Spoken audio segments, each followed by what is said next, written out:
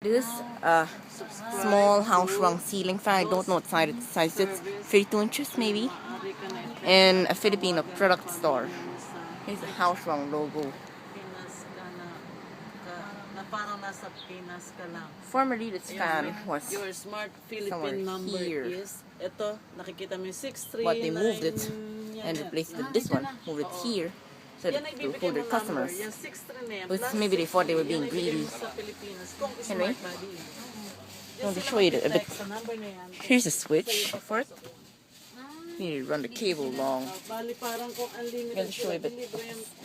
I'm going to turn it on. There's the SMC cable 6 I showed you a while ago. Sa'yo cents lang tayo. Diyan mo marireceive yan sa SIM card na yan. So yan lang. Good for 1 month. It's quite powerful for a ceiling fan like this. 1 month time, $5 na babawas. In fact, I think this moves about as much air as the K36 on high speed. One strong fan. You can see it's making this move. Anyway, I'm going to show you the spin down, which is obviously short, but it's not a fan of this. Anyway, that's it.